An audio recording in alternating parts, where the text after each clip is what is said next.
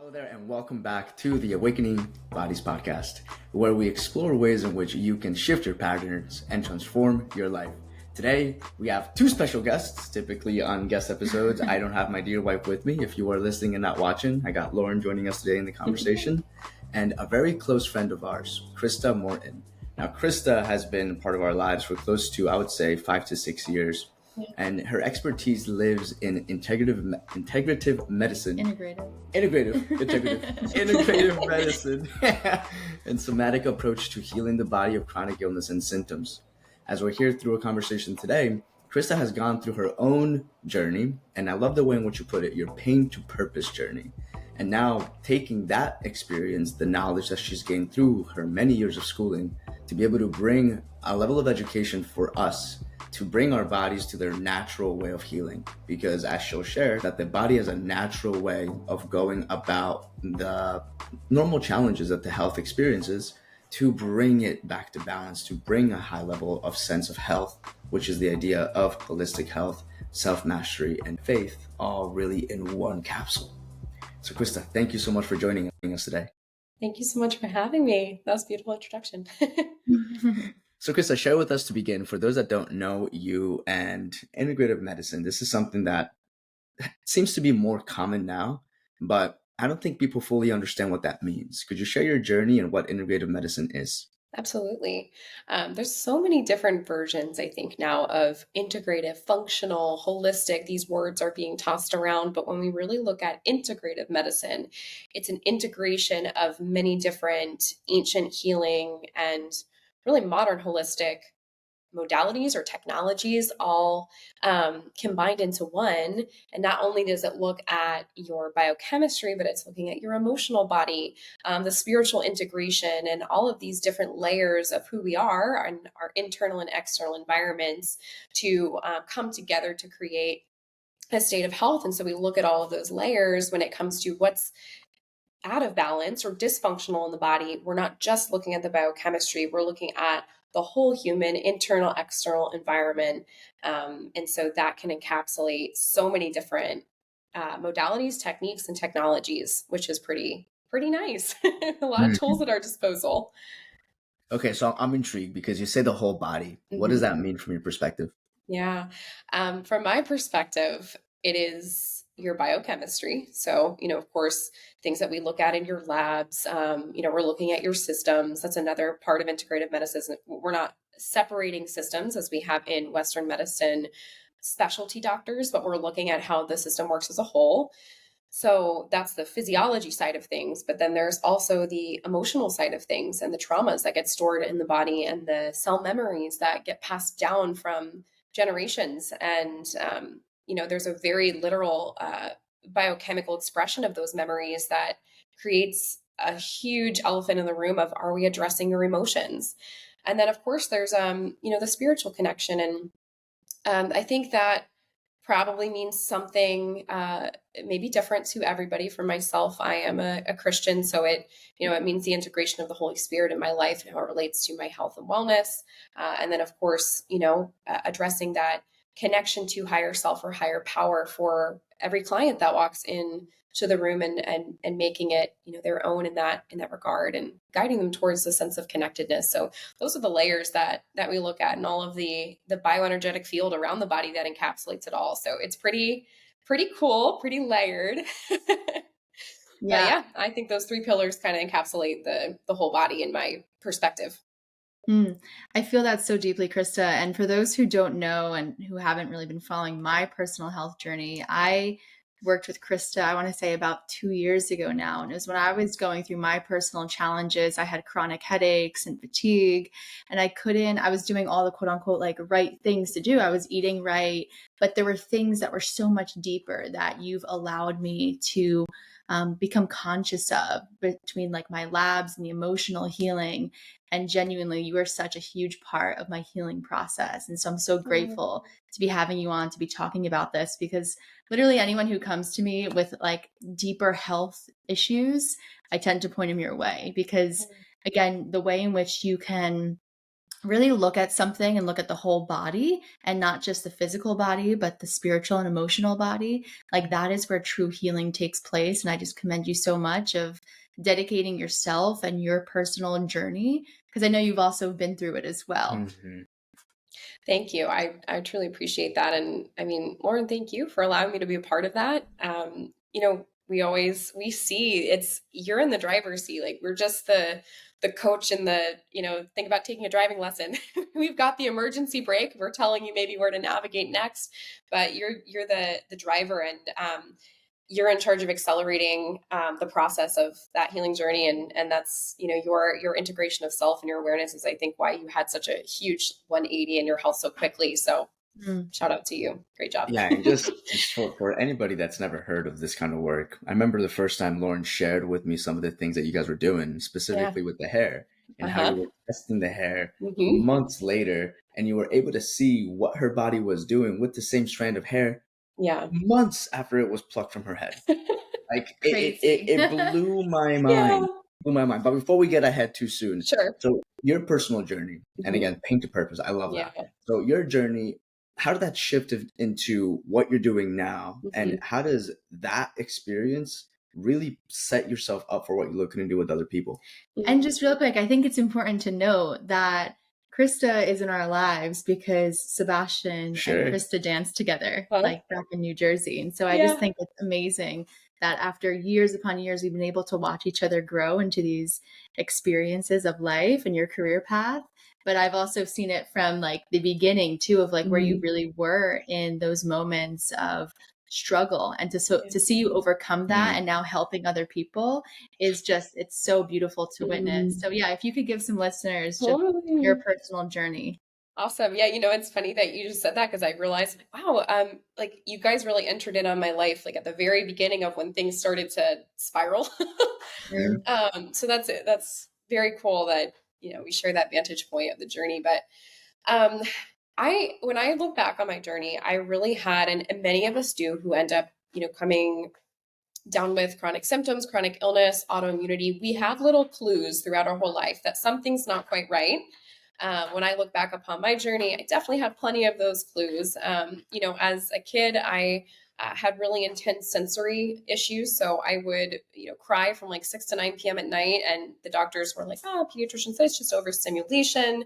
I started having really intense they called them growing pains as a kid. I would fall asleep crying with ice packs on my knees, around the age of 6. And then I think around 4 or 5, I started having panic attacks and just really intense anxieties and sort of obsessions about certain things. And, so my parents would take me to see a counselor, and we'd work through some of that. And so, that started to, I would say, calm a little bit. I had a pretty, I would say, normal, maybe from 8 to 14 years old, like normal upbringing in that regard, health wise. And then, I started having some hormonal imbalances, got diagnosed with PCOS, that's polycystic ovarian syndrome, started having panic attacks again. There were a lot of little traumas that were going on, loss of a loved one, things like that, that sort of were the catalyst to those emotions resurfacing. Those patterns came back that I had gotten a glimpse of in childhood, recurrent injuries in dance. And so there were all these things that sort of peeked their head out in early childhood and then resurfaced again in adolescence as you're going through those massive growth changes in your body. So, I started to play around with nutrition a little bit. I cut out gluten. I was like, oh, I feel pretty good. Overcame the anxiety by, really pushing myself out of my comfort zone my dog just sneezed, if you heard that. In an artistic expression. So the arts were always a big part of my life. Obviously, we met through dance. And then this leads me up, all these little hints to being in college for a dance performance degree. First year was great. Was really shocked at how capable my physical body was of not performance on stage, but performance physically, of training that many hours a week, like 35 hours a week in the studio. And everything was all right that first year. And then between the years over the summer, I think that's actually when I started in the street dance company with you, Sebastian. But it kind of, this light bulb went off in my head of whoa, I I just built upon all of this physical like endurance. And of course your body changes externally when you do all of that. Oh, I feel so leaner than I've ever felt. I feel stronger than I've ever felt. And it hit me like a ton of bricks of how am I going to maintain this over the summer without all of these studio hours? So that was the catalyst for definitely a mental health journey with body image and eating disorders. And so that next year, I fell into patterns of anorexia, a little bit of bulimic tendencies of just, purging through over exercise and all of these different things. And so, it was this wake up moment for me to go, okay, I actually need to use the thing that I thought just destroyed me to help me heal. So, it shifted pretty quickly, but that was enough stress, the stress of going through an eating disorder and all of the physical demands on the body to start to express some of those clues that had popped up in earlier childhood. Now, the straw that broke the camel's back, or the thing that overflowed my body's ability to manage the underlying stress, was a concussion. So during a dance performance, we've been training for this performance all week. We're in dress rehearsal, and we were doing this like whiplash motion with our heads. And the last run through, so dress rehearsal before the show, I felt my brain literally hit my skull, just via the motion. And, it was pretty intense. I didn't hit my head on anything, but I hit my brain. So I could feel as soon as that happened, I was like, ooh, something's not right. And so from that point, over the next following 6 to 8 weeks, I lost like almost 20 pounds. My hair started falling out. I was intolerant to the cold, having heart palpitations and chest pain during exercise, or if I was, outside, it was the winter, so it was pretty cold, it would be, a problem. Developed Raynaud's disease, which, if you don't know what that is, it's a circulation issue, to the point where because of that circulation issue and all of the physical demands of the dance performance, I was starting to get like wounds in my feet. So they would be cut open and I have to be sent home from school because they were either open, not to be gross, but they were open on the, in the floor, or I was jaundice. And so craziness. I mean, I'm 20 years old at that point, 20 years old with markers of non-alcoholic fatty liver, diagnosed with 3 autoimmune conditions. And so I ended up, over the course of that next year, being diagnosed with celiac, Hashimoto's, which is an autoimmune thyroid disease, and the Raynaud's. So, it really was like this journey of, oh my gosh, I need to figure out how to use food as medicine. And it was pretty cool because, I've been dancing with you, Sebastian, and then Lauren, we connected through Institute for Integrative Nutrition. And that was awesome, an awesome little crossroads for us. And that was my introduction into it. So I started learning more about that, getting more into somatic healing through dance. And over the next few years, it was good in a sense where I could sense little changes in my body, but things were just never quite right. And so I would go through what I liked to call like these flare-ups. And so these cycles of like feeling a little bit better and then not feeling good again. And I would feel like I had the flu. And so, to be honest with you, after going through extensive functional medicine testing, tons of lab work, like hundreds of dollars on lab work, I was like, this must just all be like depression. I must just be flu-ish, wanting to lay in bed, no motivation because I'm depressed. So nobody could figure out what was going on with these flares. So I kind of brushed it off as that. We moved into a moldy home, and that's when things really like took a nosedive. So that was the straw that broke the camel's back. Now, hindsight, probably grew up in a moldy house, already had that big load on my body. And so I went from, teeny tiny, struggling with the eating disorder, had lost all that weight, to gaining 50 pounds and super inflamed. My eyes were swollen. I could hardly put my contacts in the morning, sore throats every day, digestive issues.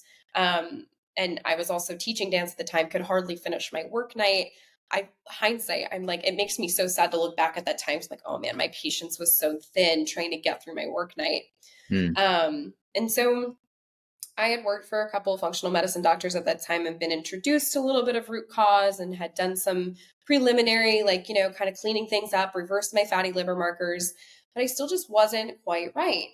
So moved down to South Carolina, moved into, I'm from Jersey. And so moved down into definitely a moldy apartment.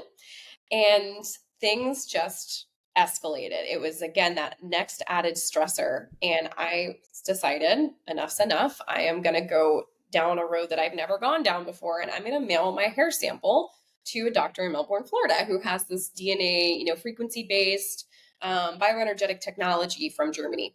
And I thought, what do I have to lose? Because at this point, it's, I've tried everything. I've spent so much money on this and nobody can really get me. They're giving me basic information and solutions that aren't working. So we were actually together on a retreat when this testing had been done. But I don't know if you can remember, Lauren, that the when we were on the retreat, hindsight, we found mold on the wall after some members had gone back to that house. But I was in bed for like 2 days at that retreat. Oh, yeah. And I had this massive flare. I could hardly keep my eyes open during workshops at like 11 o'clock in the morning. We had this big hike. I could hardly make it up the mountain. And my testing had been run while that huge stress was on my system. Now, thank God that happened. At the time I was like, oh my gosh, I can't believe this is happening while, I'm on this retreat. This stinks. Like, I wish I had the energy right now. But that stress was enough to provoke the infections that were wreaking havoc in my body out of hiding, enough for the DNA testing to actually get a root cause. And this doctor called me up like 2 weeks later, and she said, I'm so sorry that nobody told you how sick you are with Lyme disease. And this was the missing piece of the puzzle the whole time. So started some stuff with this doctor, started some homeopathies, and it was not the right treatment for me. Pushed me to a point of, pushing that neurological Lyme out of hiding for so intensely that I started to lose function in my left hand. I was having auditory hallucinations. I wasn't sleeping for like weeks at a time. I would have tachycardia episodes. So it just was not, I was getting to my breaking point. And I did some research. I can remember going home for Thanksgiving. And I sat down and I said, Mom and Dad, I need to figure out how to get to this place. And it was a biological medicine clinic out in Nashville, Tennessee. And, I didn't know how we were going to make this happen, but I knew that I had to get there because of the treatment they offered. And honestly, I was so low that I knew that if I didn't have some kind of like immediate, I need to go somewhere and work on this very intensely, that my mind or my body, one of them was going to give up. And it was just not, it was working, but it wasn't working the way that I needed to at the time. So this was I like to call it like Cinderella shoe moment of finally feeling so much better, going out, spending 2 weeks, and between the two visits, over $20,000 on going out here and receiving this treatment.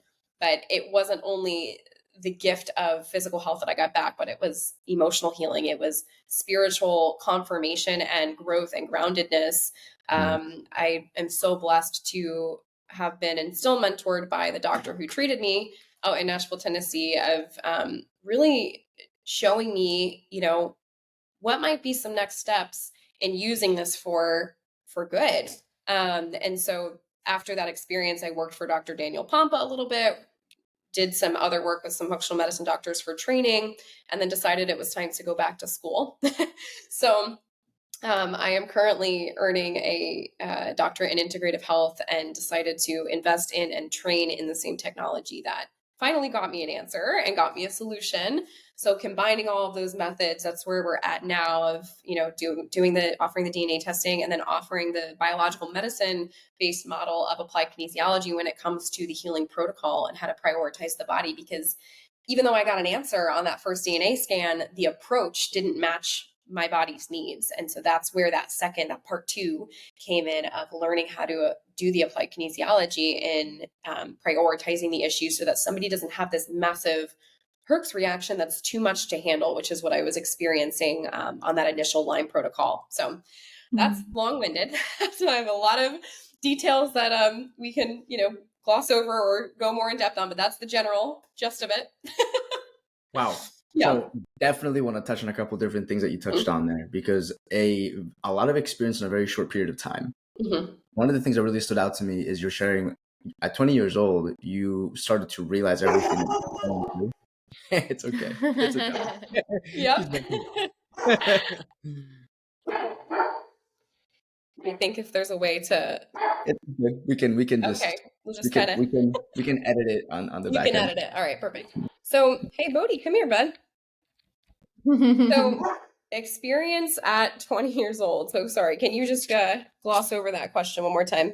Yes, the question Thank that I you. have is, at 20 years old, you come to learn what you're dealing with and what you're going through. And what was that like for your mental health? You mentioned the mental health side of it. Yeah, For somebody that is very active, dancing, creating a lot in their life, how did you keep yourself on track? absolutely. That's such a such a tough question. I think the mental aspect of it all was the most difficult piece because you can go through so much more than you think that you can go through when you are well in your mind. And that was something that I realized when I was at the worst physically, but I was practicing so much for my mental emotional health. I came to realize that healing and wholeness is not absence of symptoms. It's not absence of discomfort. It's finding harmony in your nervous system and in your spirit amongst those circumstances. That's what healing is. And that definition, there's healing and then there's curing. And for the time being, even though I knew that God placed the promise of full healing on my life and I was determined to go towards that. But I had to change my definition of what my goal, my objective was to embrace those circumstances. Because if I just sat there and was like, oh my gosh, I'm never going to get better, nothing, I had to actually kind of go a little bit of a backdoor approach and say, even if nothing gets better, I'm whole, I'm okay, I'm safe in my body.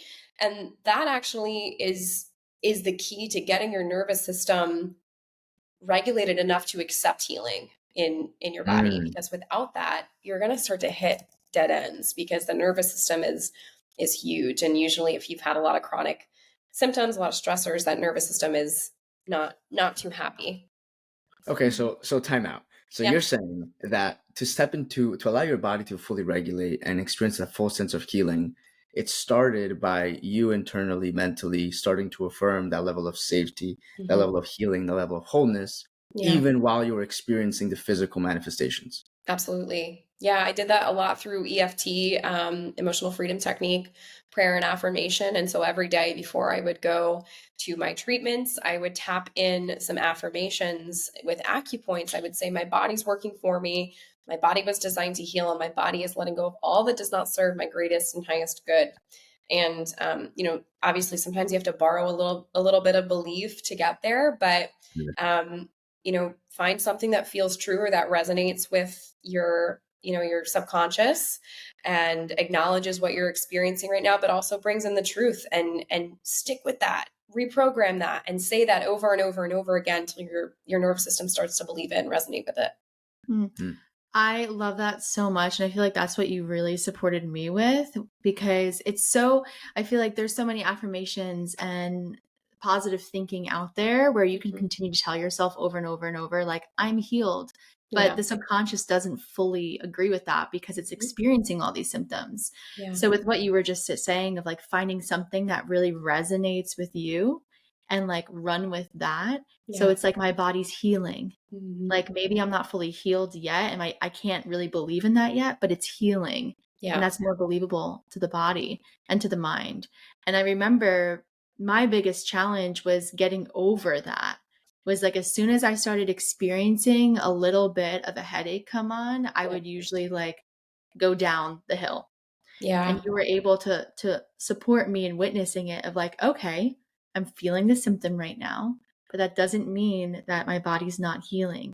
Yeah. And just because it's coming on doesn't mean that it has to go any further.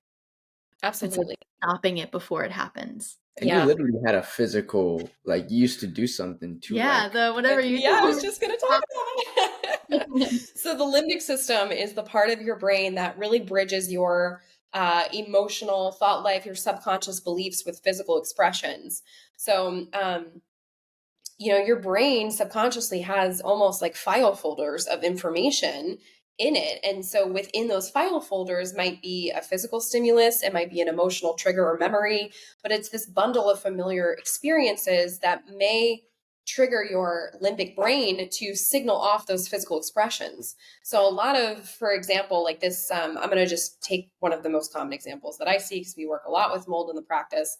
It's been a big part of my journey, but mold, the emotional, somato-emotional expression of mold is something rotting away or decaying or overtaking you. Think about how mold and fungus grows. So we might eliminate the root cause of mold toxicity and the overburden of the body from the system. We've successfully detoxed that out. But we have to acknowledge that there might be this nucleus of triggers. One trigger might be a new mold exposure. If somebody walks into like a department store that's, chock full of it, it might be a trigger of an old relationship that's decaying. For example, we've got a client that we worked with that had a lot of entanglement of rotting away in a familial relationship. And so anytime this person runs into those emotional triggers, the physical expression of the mold, the decay starts to come up.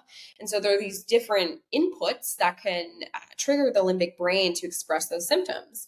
And so while there's usually a both and, there's a physical and then there's a somato-emotional, practicing limbic system retraining can be a really great tool to start to reprogram your nervous system's response to those triggers. So that exercise that Laura was just referring to, it's one of the more classic limbic system exercises. And there's some clapping, there's some hand motions. I don't know if there's video on this podcast, but okay. So it goes cancel, cancel, stop, stop. And then you would pick something that feels that's validating or affirmative and then encouraging. So the most basic example, if you can't think of anything else to say because you're in a moment, you would maybe pick K27, which is your kidney meridian point connected to your nervous system. You tap on that and you'd say something like, even though I'm experiencing a headache right now, I love, accept, and respect myself. Because oftentimes what we do, and we have that trigger, Lauren, as you and I both know, it's kind of this flashback of like, oh my gosh, I can't believe this is happening. My body must have never healed. I'm so angry. I feel like it's betraying me. Those are some of the subconscious beliefs that are going on, especially in just the vocabulary we have around chronic and autoimmune conditions in today's world is the body's fighting itself. The body's, fighting against itself. And it's this betrayal narrative that needs to be mended. And so if we can just at least bring in the frequency of I love, accept, and respect myself, we can say, no matter what, I'm never going to subconsciously, create that separation or betrayal with the body. So I'm gonna go back to your story a little bit because I feel like you talked a lot about where you were, but where are you now? Like how did the healing take place when you went to the center? Mm-hmm. And where are you? Yeah. So I had a big, I would say acceleration in the immediate, I could hardly really function at the point when I went to the clinic. But, after that, I had 2 years of work that needed to be done in order to get to where I am now. So, that was 2 years of being diligent with detoxification protocols, with limbic system work, continuing to work with the doctor that treated me, and really removing the things emotionally and physically in my life, taking myself out of a few environments that were full of mold, getting rid of all of my belongings that were chock full of mold, and learning all about how to keep my space optimal to my health, not only physically, but also, relationally, and a lot of things that were unraveling within that of creating boundaries, not letting a relationship overtake me, and working on my own lingering, body betrayal of what started the whole cascade of a poor relationship with the self physically, with the eating disorders. And so all that's taken me to a place now. It's so funny because we just moved out of another moldy apartment. And so it was, for a minute, I myself just recently, about 3 months ago, had this huge emotional flashback of like, oh my gosh, it's happening all over again. I can't believe I've done all this work and I'm living in it again. But what made me realize that it was happening was we went away for vacation and came back, and I could feel it. We were waking up with headaches and sore throats, and my dog had a itch that he just couldn't scratch. And so it was this moment to me of going, oh my gosh, if this had happened 3 years ago, I wouldn't be able to even function. this is Mm. great. Like, this is, it's sad that we're living in it right now, but one, we can do something about it. We know what to do now. I've been through this a couple of times. And two, this really shows me how much my body has changed and grown and healed, because even though I'm experiencing some of these old symptoms right now, they're not taking me out. And so that was a huge affirmation and confirmation of some of the work that's been done over the past few years. But that is to say that we're always on the journey. And, just recently I went back to go do a little tweaking with my doctor and learn a little bit more, because healing is not this, okay, we've done a protocol and let's wash our hands, we're good for the rest of our lives. We live in a toxic world. So I'm constantly trying to adapt and fine tune and tweak. And there's a couple local practitioners and close friends that we do some treatment swaps with each other. And so that's where I'm at now, is just continuing to optimize and learn new things and upkeep, because you don't change the oil in your car once and then drive it forever. So it's a continual process. You make me think of, as you're sharing that, how quickly I found myself in situations in life where things are going really well. And then I find a road bump come into the picture, and I immediately go into like worst case scenario, thinking the worst is going to happen. Yeah. And in that, forgetting that it's really just about the progress. It's like whenever we're progressing, the highs will be higher, but then so will the lows. The lows will be higher than the previous lows. And Yes. as you're pointing to this, here you are, you're experiencing this, and now you're like, wow, 3 years ago I'd have been completely out for the count. And now I'm continuing to do what I need to do, even as I'm experiencing what I'm experiencing. Yeah. So affirmative, because again, I think a lot of us as humans, we get so caught up the moment that we experience one setback, one drawback. It's like, okay, it's done, it's over. And at that point, from what we're sharing here, the emotional side comes into the picture, and it Totally. becomes this self-fulfilling prophecy, a loop that Yes. doesn't support. Yes. So Yeah. true. So, what is like one of the symptoms or common experiences that people come to you with? Yeah. To be honest with you, it's a little bit more rare that somebody's saying, I just have this one thing that I'm experiencing. And even if that does happen, we do some of the beginning clinical paperwork and they're like, oh my gosh, I didn't even realize that like these were abnormal, Mm. unfortunately, because a suboptimal state of health has become the new normal. But a lot of folks are coming with what they think are like a bunch of disjointed, random mystery symptoms. This might be bloating, it might be anxiety, depression, headaches, insomnia, poor circulation, might be rashes, um, all of those types of things, even cardiovascular, expressions or diabetes, some of these more traditional Western diagnoses even, and we're looking for the root cause underneath of that to paint the whole picture of, hey, you might have like 25 symptoms that are going on right now, but there's probably only 2 or 3 main things that we need to focus on to resolve them all. Mm. And so, how does one typically go about the process? Like, what do you do on your end? What is the client Yeah. typically doing? Like, I know, but for those who are Sure, I listening, don't like, know. what does that journey look like? Yeah, so we start everybody out doing the DNA testing onboarding, because it, from my vantage point, like when we have the information, we can be empowered to move forward and create a game plan based off of those findings. And so everybody starts by mailing us a sample of their hair. And so just a visible amount of hair, they label their bag with their information, and we run it on the DNA scan. It's a German technology called bioresonance technology.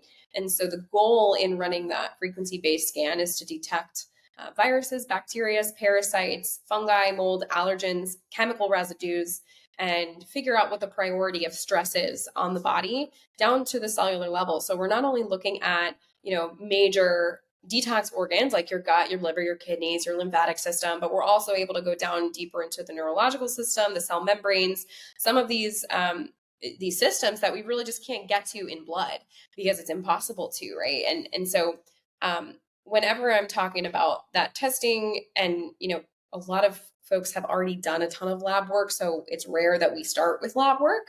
So they've usually had a bunch that looks normal. That's not at all a diss on lab work or Western testing, but the truth is that if somebody's had a chronic infection, it's probably not in their blood unless they've challenged it out of the tissue.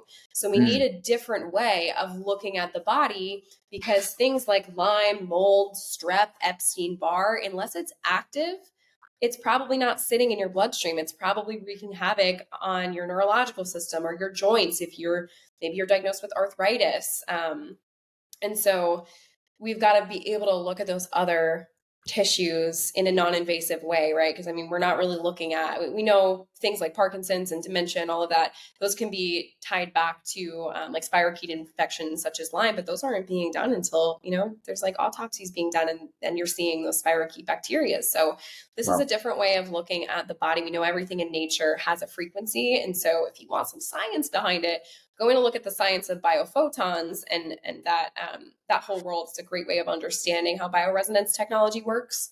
But think about like a biochemical signature of light. That's really what we're looking at, because everything in nature has its own biochemical code. And that's really what we're looking at against, the library of these biochemical codes against your DNA, and seeing if they resonate.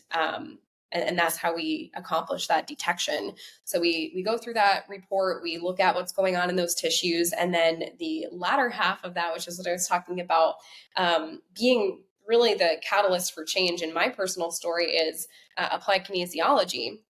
So applied kinesiology is a form of muscle testing, which can be done at a distance with receptors. It's essentially like a crystalline matrix that you put over a DNA sample, and it magnifies the information from the DNA, and we can then prioritize the organs and the supplements or services that are going to neutralize the stress on those particular organs.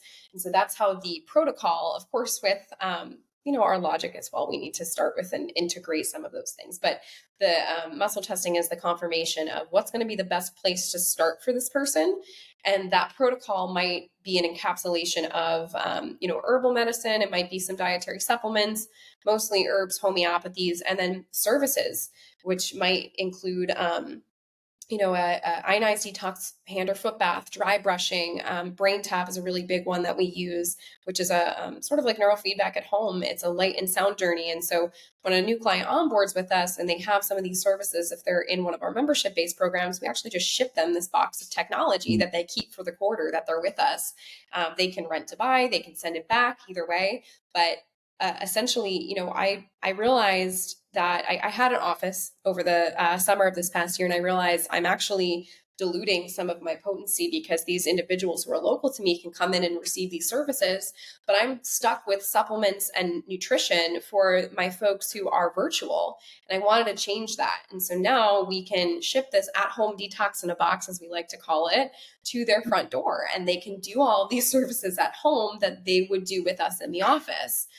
So that's been really instrumental. And those services are extremely valuable, along with brain retraining and emotional work that we require of everybody to do when they work with us in order to see change. Because to be honest, a lot of the folks that come to us have already tried nutritional changes, already tried dietary supplements, and they're hitting roadblocks just as I did. So that's a little bit about getting started. And then of course we have so many different continuing care options, but that's the first step, is completing that DNA process and looking at the map of where to go next. Wow. There's so much to explore, and it's so good because look, when somebody knows what they're talking about, that's how it shows up, how you just communicated that so clearly. Now, you mentioned something that caught my attention in regards to you have your clients, they're required to do another type of work. What was that again? You kind of moved through that. Sure. Yeah, we require them all to do neuro-emotional work. So, whether you want to call it, we call it parts work, you want to call it parts work, inner child work, neuro-linguistic programming, but we utilize a lot of different techniques. I call the method that I use SPI, somatic parts integration work, because I'm integrating, different modalities from different spaces, a little bit of neuroemotional technique, parts and memory therapy, emotion code by Dr. Bradley Nelson, Sedona method. There's a lot of different techniques that come in because everybody's different in that regard. Some of us are more, we lead with our emotions, and then some of us have them a little bit more, reserved. We don't really like to talk about them as much. So we need to be able to meet the client where they're at in that regard. But some way, somehow, we need to be able to disarm the patterns and the limbic system's beliefs that have formed around their symptoms. So we go very specifically into traumas, memories, or beliefs that have formed around their symptoms. And that gets them relief more quickly. The emotional side, you start to look at the emotional and you start to help them become present with it, which dissolves it, and then obviously that has its secondhand consequences. Is that correct? Absolutely. Yeah. And what's amazing is it is usually the elephant in the room. I'll give you my own elephant in the room, emotionally. So I mentioned that all of my stuff, my anxiety started when I was 4, and then my first little like catalyst was an eating disorder when I was in college.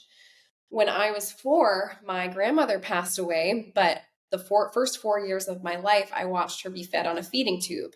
And so Mm. part of my disarming of my patterns was revisiting how difficult it was to watch my grandmother be fed on a feeding tube, and then the reward system. My mother was her caregiver. And so my brother and I would be, going back and forth to grandma's house and, really watching this suffering happen. She passed of Parkinson's disease.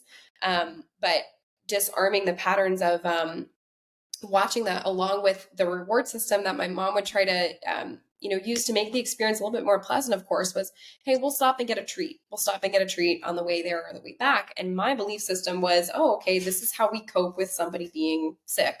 And so there was an entanglement for me between disordered eating, the feeding tube, the coping with watching somebody suffer. And I never processed that as a little kid. So it was a lot of belief systems, and that's, just one example, but there's so many obvious ones of, clients that we work with. We have a client who we've worked with some, like swallowing issues. And so just very blatantly straight out ask this person, did you ever witness or experience a choking incident? Is this an emotional piece that we've not talked about? And it was yes and yes. And Wow. so it's pretty crazy that, our brain, sometimes we're like, why didn't I think of that? But our brain compartmentalizes those things to protect us because it was traumatic. And so it forms all of these protectors around it, which is why you feel that massive, almost PTSD-esque flashback when you have a symptom. It's triggering up all of these emotions that are entangled around that physical expression. How important is it to know what that experience was consciously? Mm. I think it's a little bit different for everybody. You can clear the emotional load without knowing the memory. And sometimes that does happen, especially if we are talking about generational trauma. Sometimes you don't know where your, I don't know, like frustration from your grandfather on your dad's side came from.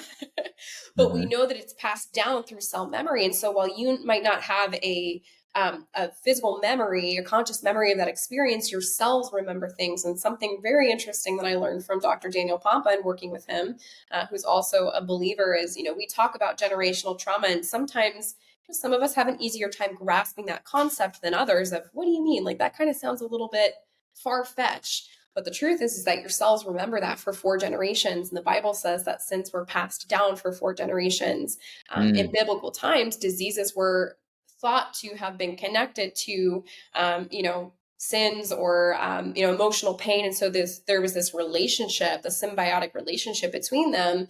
And so sometimes those emotions aren't ours, so we don't actually have a memory attached, but it's still important to disarm that pattern, which is where you are actually now making generational change in your own story. Mm. Wow, Wow. wow. And I feel like that's such a common conversation of like breaking generational patterns. Yeah. But who would have thought that you could break it through your own health? Absolutely. And to know that Absolutely. You're doing work, before and after you. And I even think that of my own journey, tying back to my grandmother. Again, she passed from Parkinson's, but that Parkinson's, almost all of those cases are tied back to neurological Lyme disease. So Wow. it's passed down. These infections can be passed down in utero. We always attribute these things to, oh, I got bit by a tick, or maybe with Epstein-Barr, oh, I had mono. But mom passes a toxic burden and pathogens and microorganisms down to baby in utero, and that's what happened in my family. And so the work that you do when you harness your health is so much bigger than you. And that was definitely part of my personal why of healing, and now assisting others in that process of, we're making generational change for, 4 generations or more down the line by setting an example. Mm. Wow. Wow. So what if someone is experiencing what they're experiencing, whether it be a small illness or a large illness? Like, what is the first step in just understanding it deeper? Like something that someone can do at Yeah, home, like let's just say right now. sure. Yeah. I think always the basics, right? Of like, remove, restore, and then maybe reveal is the third R I like to say, but remove things that you know are not good for you. So if you want to talk about nutrition, you might look at things that are blatantly inflammatory, like gluten or seed oils or cane sugar, processed soy, conventional dairy. I don't want to diss on all dairy because some folks do really well with like raw dairy or A2 milk, and that's fantastic. And I think it's super nutrient dense. But there are some things that are just kindly, we like to call as like the duh factor. Like these are things that definitely are not serving you. We know this from research. The other components of that might be a toxic relationship or toxic environment. Do you hate your job? Are you in, a relationship that it doesn't even have to be like dramatically abusive or narcissistic. It might even just be that it's not aligned with you and it's really pulling your energy down and it's subconsciously making you very stressed. Are you living in mold? Are you chock full of chemicals because you use conventional cleaning products, bleaches, personal products? I mean, especially women, we put so many chemicals on our body within the first hour of waking up, and it's absorbed right into your lymphatic system, which is connected to all of your detox pathways within the first 30 seconds of application. So simple changes at home, like removing the nutritional inflammatory factors, switching your personal products, switching your cleaning products, and then filtered water is a huge one. If you haven't started with those changes, integrative and functional medicine is about starting with the least invasive tools. So those would be on the physical side. On the emotional side, make sure you're practicing emotional digestion. If you're somebody with major gut issues and you don't sit down and process your emotions day to day, it doesn't have to be a sit down and, we're crying about all of our feelings. That's not what I'm saying. It's, we don't want to get stuck there. But if you can sit down and journal a couple of things, or if you're not really sure where to start, you need a little bit of a resource to wake up that emotional body. One of the books that I recommend almost every one of my clients is You Were Never Broken by Jeff Foster.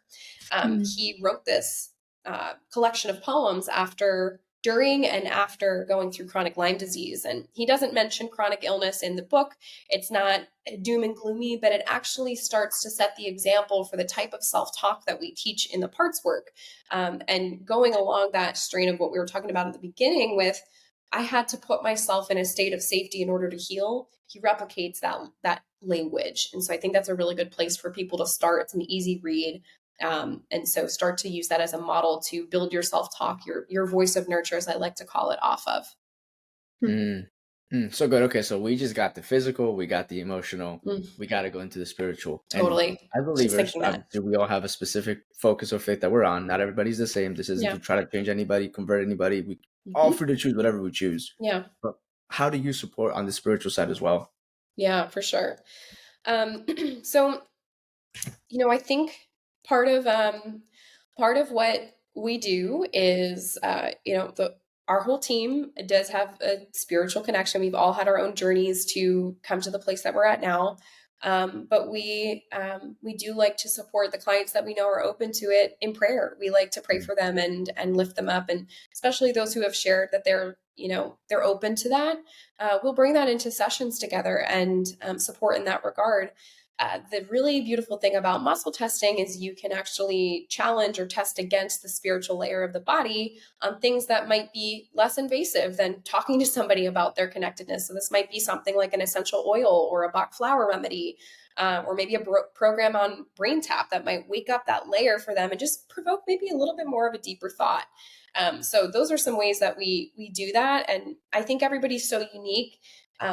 And we know we have a very close relationship with each client. We have a chat box with them. We're constantly communicating, myself and our health coach. And so we get to know what these individuals are open to and what they're not.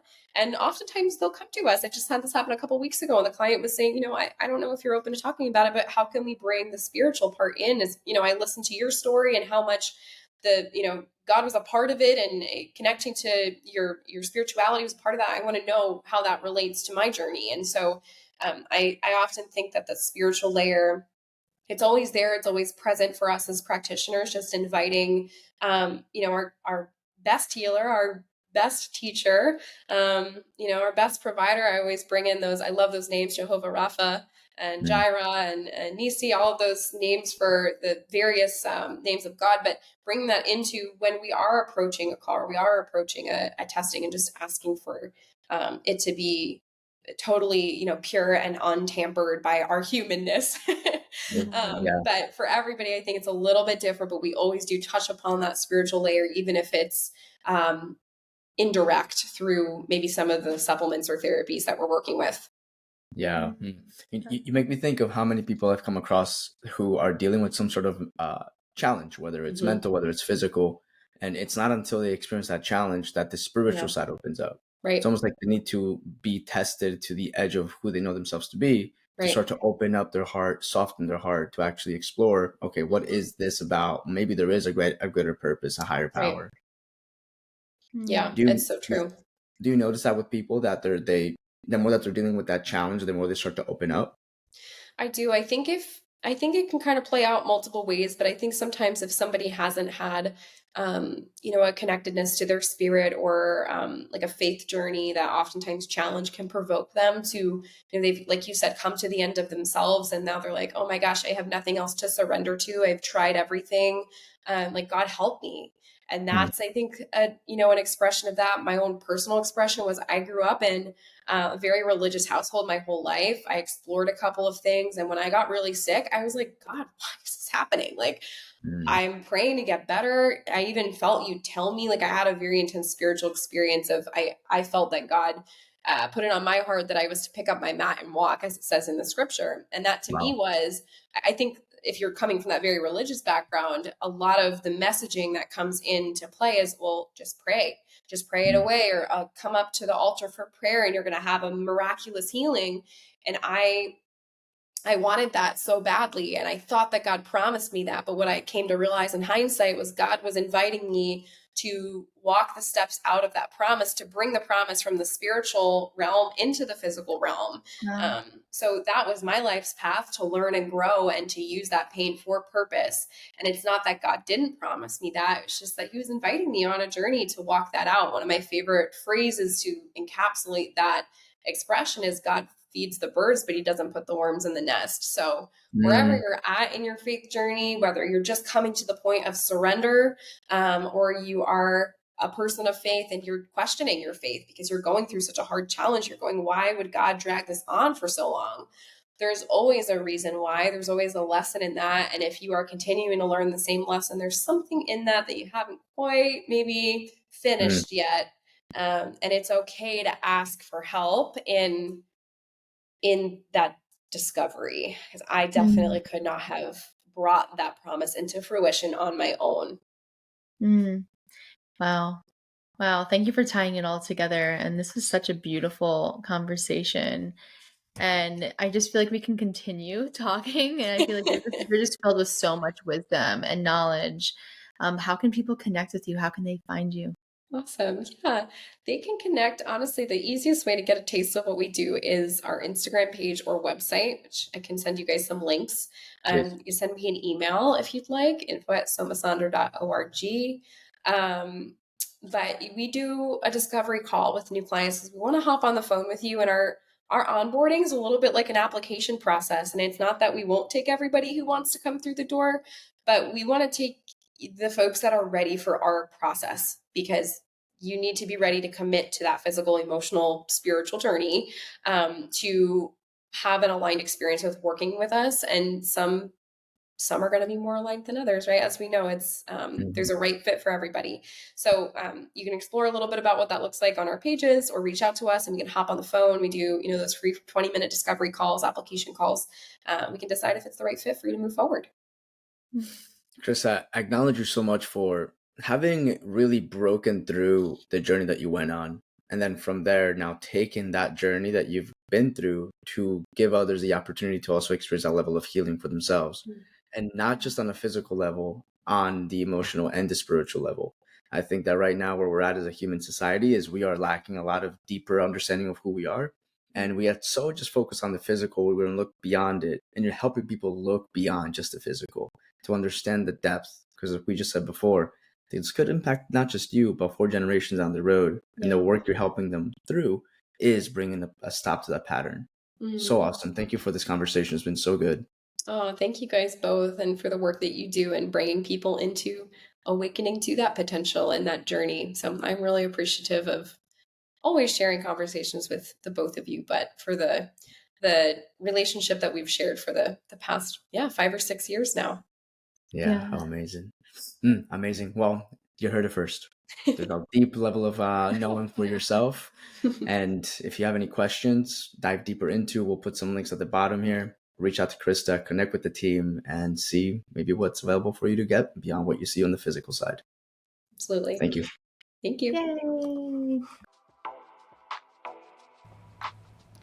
Thank you for tuning in to today's episode. If you enjoyed this podcast, be sure to follow, like, and subscribe to stay updated on future episodes. And we would love to know how you enjoyed today's episode by leaving us a review. We look forward to continuing this journey of self-discovery and connection with you, and we'll see you on the next episode. Much love.